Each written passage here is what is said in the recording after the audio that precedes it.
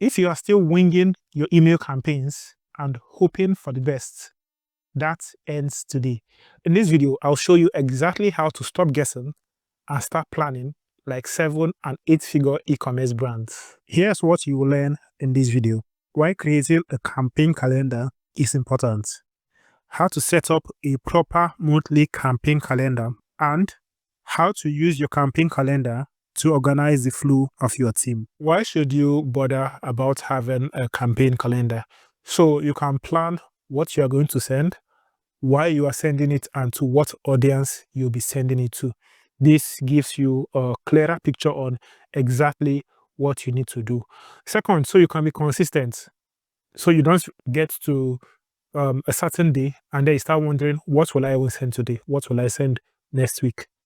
With a campaign calendar, you can have your campaigns scheduled out into the future, and you know that every single week you are sending out 1 or 2 campaigns every week on the minimum. And also, having a calendar makes it easy for you to collaborate with your team, with your executive, your designer, copywriter, and everybody is on the same page, knowing exactly what they will send, when they will send it, and how to organize their own specific work. So how do you go about creating a campaign calendar? First, you want to use a calendar tool. I use Notion. So this is Notion.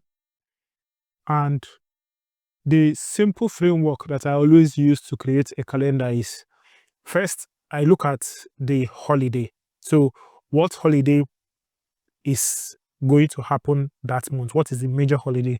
Is there a Labor Day? Is there Independence? Is there Christmas? Is there Easter?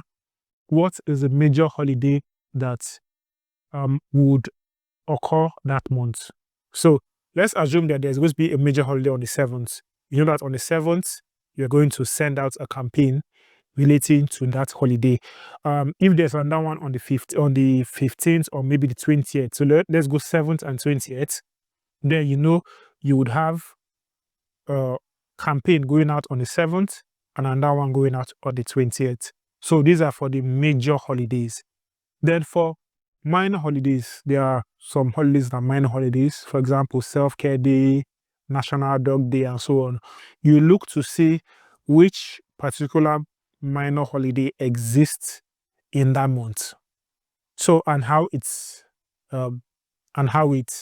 aligns with your brand. So you can just Google, I think it is National Calendar Day or National Holiday Day, something like that. Just Google it and you'll see a list of holidays that exists on different days of different months.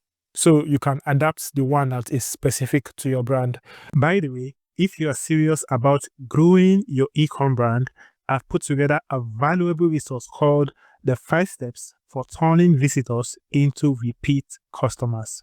To get it, all you have to do is click on the first link in the description below, then enter your name and the email address you want me to send it to. Once you do that, it will arrive in less than 5 minutes. If there is a National Dog Day, for example, and you are a dog brand, then you want to do maybe a promo or you want to do something regarding that particular holiday. If it is a National Self-Care Day and you're a cosmetic brand, a skincare brand, you want to do something pertaining to that. So we've gone with 7th and the 20th, which is for big national holidays. Then if there is a minor holiday on the 12th, you can have something scheduled for the 12th. Then once you have all this set out, you can then fill in other type of events you want for the month. So if you want to do a monthly bestseller, you can fill it in. If you want to do a blog or article, you can fill it in. Whatever else you want to fill in, you can fill into your calendar. So with this, you can easily plan out, okay, this goes out on this day, that goes out on that day. And then your team will be on board and aligned, so they will know exactly what they need to work on. The copywriter will know, okay, he's creating a campaign, he's creating copy for this particular type of campaign. The designer will know, okay, I'm going to create designs based on the copy that has been created. So let me pick the 7th so I can go a little bit deeper to show you a little more. So let's say this is the 7th, and here you want to select campaign. So here I have a lot of campaign types that I've already pre-filled. There are more of them, but these are just the general ideas, and these are specific campaigns. So I can say holiday, and then the team member that is going to work on it, I would simply add the team member here. Status, I can say not started, in progress, done. Then once that is set up, then the copywriter, once the copywriter has written the copy for the particular campaign, the copywriter would select this, that he has done it, and then he would put the file for that particular campaign. So once that is done, the copy will go for review. Once it is reviewed, then it would, before it goes for review, it will be set to awaiting review. So the account manager would come in, look at it, speak with the client, know what needs to be done, if it needs to be reviewed, if it needs to be changed, and so on. If this is for your brand, then you would review what the copywriter has done. And then once the review is done, then you can set it to reviewed. Then next, the designer would come in and pick it up. Once the designer is done, he would select he is done, and then he would add the Figma file here.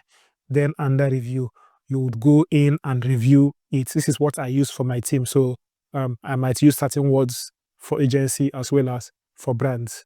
So once the designer is done, he will add the link to the Figma file here. Then the design will go for review, right? The account manager would review it, or you can review it for your brand. Once that is done, then it's sent for approval. The client would approve it. Since you're working, this is something you can use for your own brand, then you can easily approve it. Then the account manager would go in. After all that, then it will be scheduled to go out. So this is some of the things that go into creating your campaign.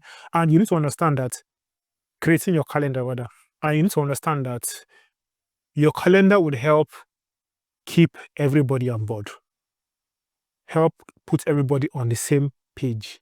So with this, you know that you have a calendar that everybody would know what needs to go out and when, and everybody can sync their own activities, sync their events to make sure that campaigns are going out exactly when they need to go out. So with this, you now know exactly what you need to know to create your campaign calendar for your brand. Now, you know how to create your e-com email calendar. If you want a free email account audit, click on the second link in the description below.